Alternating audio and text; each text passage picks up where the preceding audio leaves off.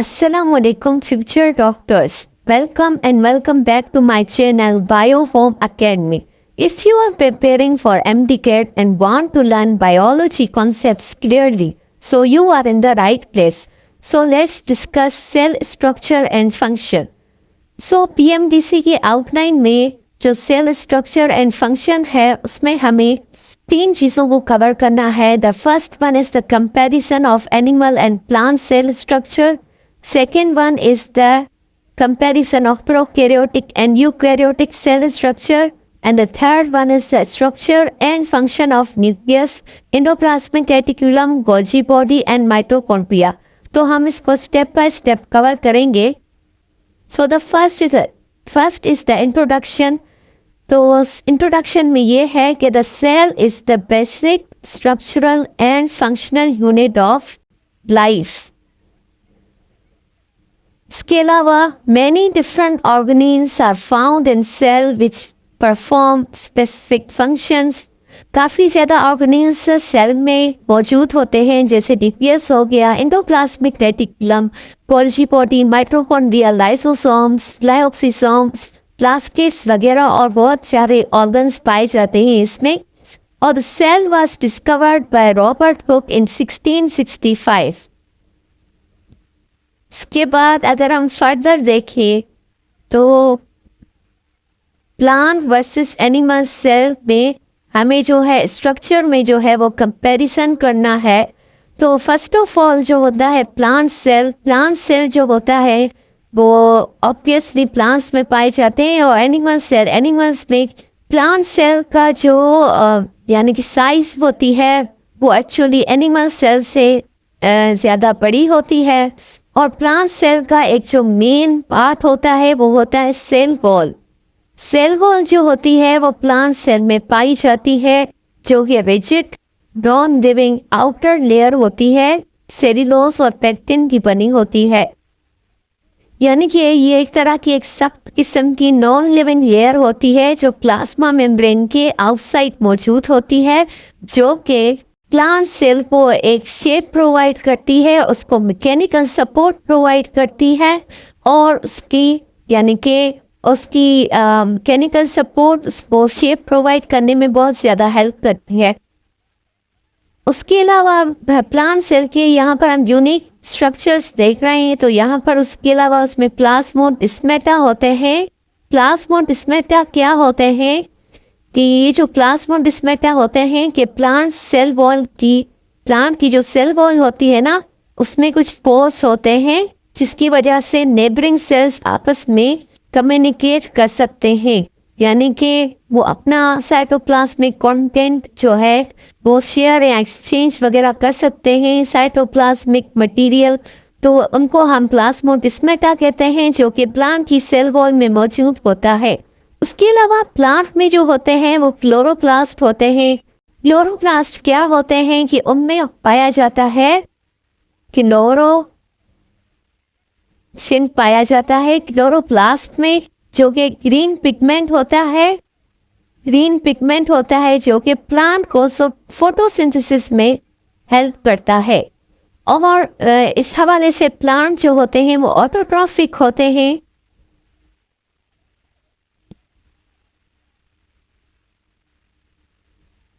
क्योंकि ये अपना खाना खुद बनाते हैं, जबकि एनिमल्स जो होते हैं वो हेटेरोट्रॉफिक होते हैं, क्योंकि वो दूसरे ऑर्गेनिजम्स पर या दूसरों पर डिपेंड करते हैं अपने खाने के लिए. इसके बाद हमारा जो आता है एनिमल सेल में कुछ यूनिक कैरेक्टरिस्टिक्स आ जाते हैं. Unique characters structures in animal cell. तो उसमें हमारे पास आ जाते हैं सेंट्रोसोम एंड सेंट्रियोज. ये जो होते हैं वो सेल डिवीजन में हेल्प करते हैं. और ये जो है सिर्फ और सिर्फ यानी कि अगर प्लांट और एनिमल सेल के हवाले से देखा जाए तो सेंट्रोसोम एंड सेंट्रियोल जो होते हैं वो एनिमल सेल में पाए जाते हैं, प्लांट में नहीं होते. और इसके अलावा सिडिया भी पाए जाते हैं एनिमल सेल में. सरफेस प्रोजेक्शंस और मूवमेंट होती हैं. जैसे कि अगर हम एग्जांपल लें ह्यूमंस का, तो ह्यूमंस में जो रेस्पिरेटरी ट्रैक्ट होता है लंग का जो सारा सिस्टम होता है तो उसमें हमारे पास सिलिएटेड सेल्स होते हैं जो कि म्यूकस को हमारे थ्रोट से निकालकर हमारे माउथ तक लाते हैं। तो ये जो सिलिया होते हैं वो कुछ तरह के सेल्स में पाए जाते हैं एनिमल सेल्स में। उसके अलावा एनिमल सेल्स में कोई भी सेल वॉल नहीं होती, only a flexible plasma membrane होती है। तो ये सेल वॉल का जो कैरेक्टर है वो प्लांट सेल से रिलेटेड है और वो प्लांट सेल में ही होता है। इसके अलावा नेक्स्ट अगर आए प्लांट सेल वॉल पे, तो यहाँ पर प्लांट की सेल वॉल को डिस्कस करना भी नेसेसरी है क्योंकि प्लांट की सेल वॉल जो है वो एक यूनिक कैरेक्टर है। प्लांट की सेल वॉल प्लांट के सेल का एक यूनिक कैरेक्टर है, तो इसको भी डिस्कस करना ज़रूरी है। तो प्लांट सेल वॉल में हमारे पास 3 लेयर्स होती हैं। फर्स्ट वन जो हम यहाँ पे डिस्कस करेंगे वो है मिडिल लेमिला। मिडिल लेमिला जो होती है वो एक कॉमन लेयर होती है। जब सेल्स जो है प्लांट सेल डिवाइड करते हैं तो उनके दरमियान वाली लेयर जो होती है, यानी कि उनकी आउटर लेयर जो उन दोनों सेल्स को जोड़े हुए होती है, works like a cementing material of calcium and magnesium peptides shared between adjacent cells। यानी कि जब प्लांट सेल डिवाइड करता है तो 2 सेल्स बनते हैं और वो अभी सेपरेट नहीं हुए होते, तो उनके दरमियान वाली जो लेयर होती है मिडिल लेमिला होती है, यानी उन 2 सेल्स को जो आपस में जोड़े रखती है यहाँ पर वो मिडिल लेमिला होती है। मिडिल लेमिला वर्क्स लाइक अ सीमेंटिंग मटेरियल जो कि कैल्शियम और मैग्नीशियम पेप्टाइड्स की बनी होती है और फॉर्म्स ड्यूरिंग साइटोकाइनेसिस, यानी कि जब सेल डिवाइड करता है, साइटोप्लाज्म डिवाइड करता है तो तब ये लेयर फॉर्म करती है और जब ये लेयर डिसॉल्व होती है तो फिर ये 2 सेल्स आपस में यानी कि सेपरेट हो सकेंगे जब ये लेयर डिसॉल्व करेगी।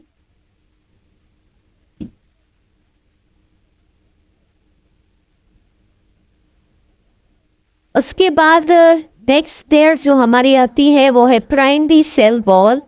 प्राइमरी सेल वॉल जो होती है वो थिन होती है, elastic layer of cellulose, microfibrils, hemicellulose और पेक्टिन, यानी कि इसमें ये 3 चीज़ें मौजूद होती है।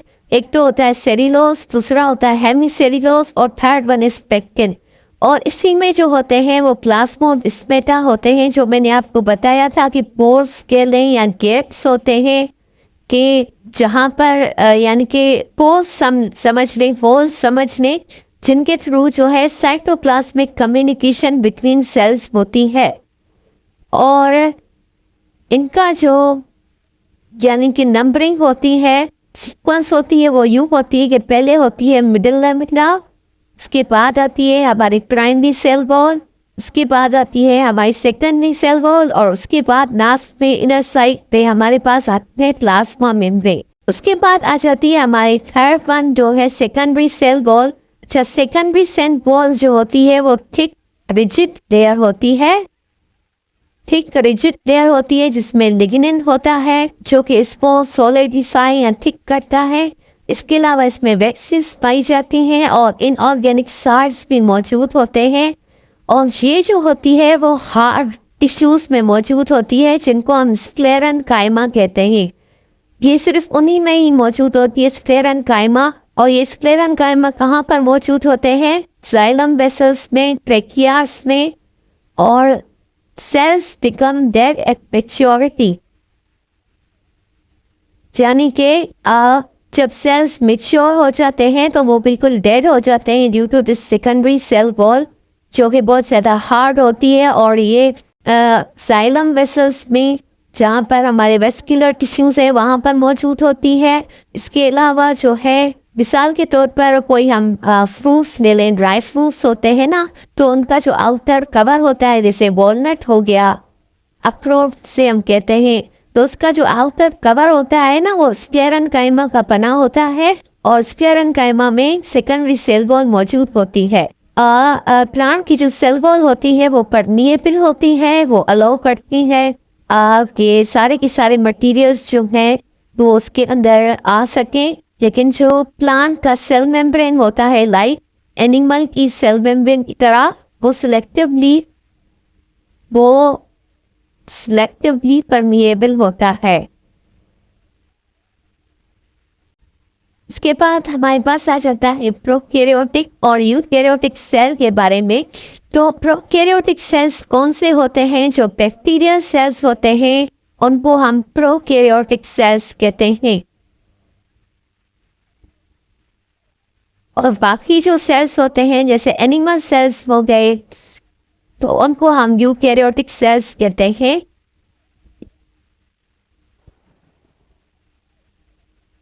अच्छा, प्रोकैरियोटिक और यूकैरियोटिक अगर हम वर्ड वाइज देखें तो प्रो का मतलब होता है early,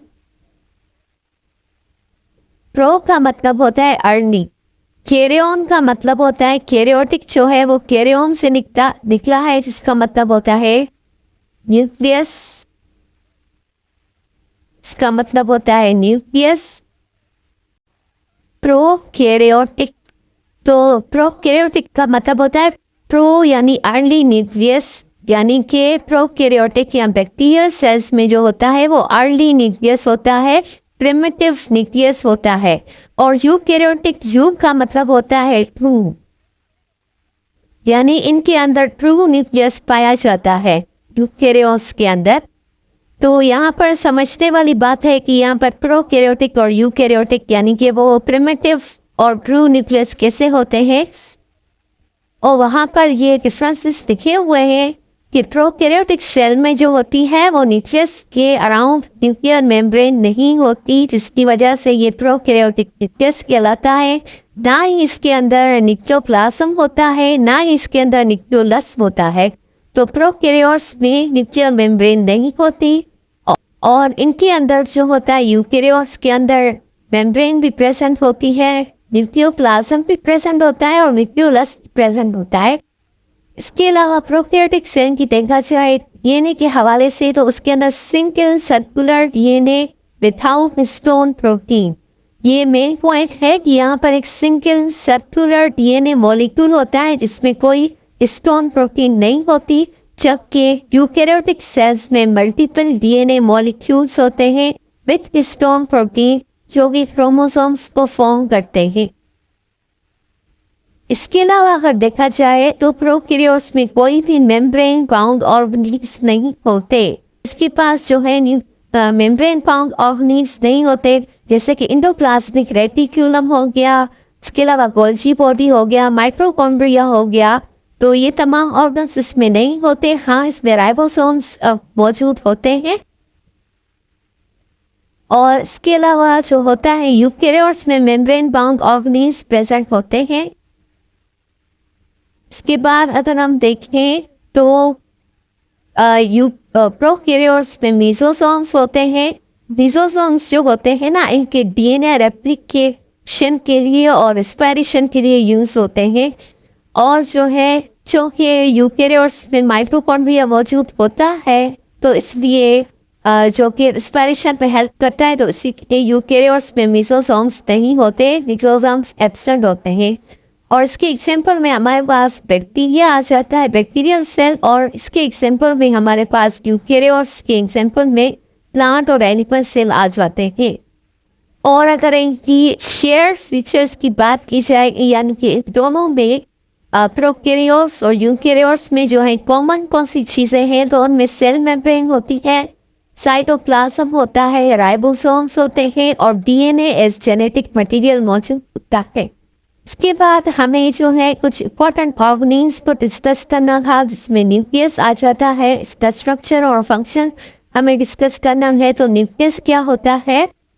nucleus is the control centre of cell. Control centre of cell होता है, ये सारी की सारी न्यूक्लियस जो है सेल के अंदर जो भी एक्टिविटीज परफॉर्म हो रही होती हैं वो जो है न्यूक्लियस कंट्रोल कर रहा होता है। It's like the brain of cell. जैसे कि हम ब्रेन के बगैर सही से काम नहीं कर सकेंगे कोई भी, तो इसी तरह से सेल भी जो है वो न्यूक्लियस के बगैर कोई भी काम सही से नहीं कर सकेगा। तो nucleus was discovered by a scientist known as Robert Brown in 1831 and nucleus controls all cell activities and houses hereditary material. इसमें हेरिडिटरी मटीरियल होता है जैसे डीएनए।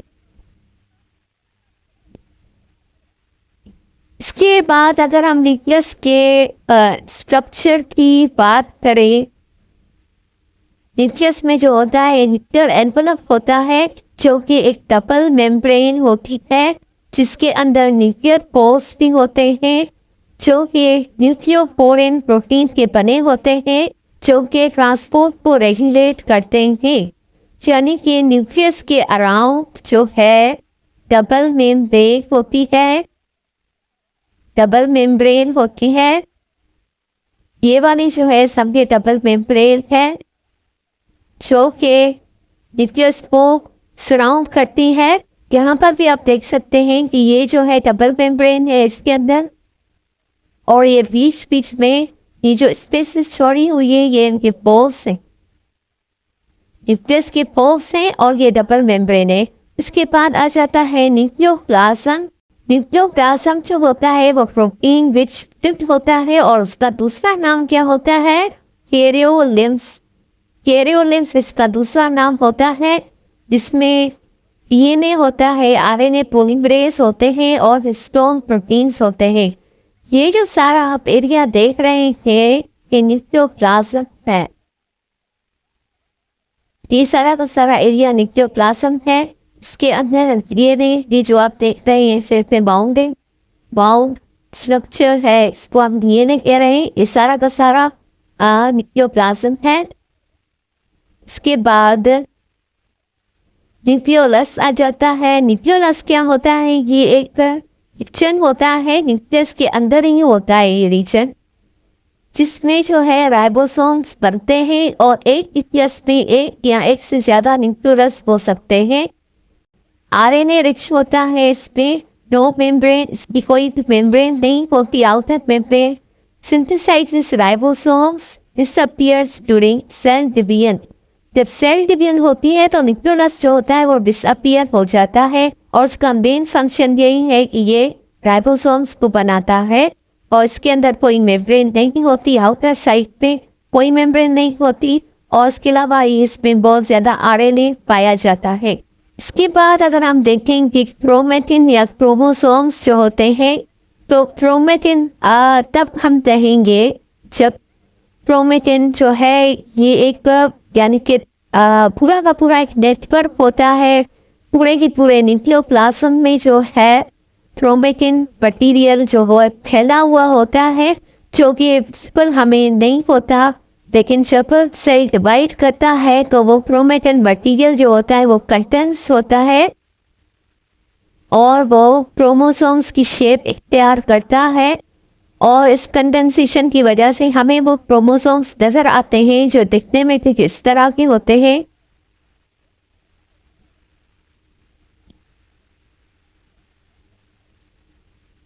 ये यानी कि क्रोमोसोम होता है, यानी कि जब सेल नॉन डिवाइडिंग फेज में होता है तो वो क्रोमेटिन फॉर्म में होता है और जब डिवाइड करता है तो क्रोमोसोम्स की फॉर्म में होता है। और ह्यूमन में जो होते हैं वो 46 क्रोमोसोम्स होते हैं, यानी कि 23 पेयर्स।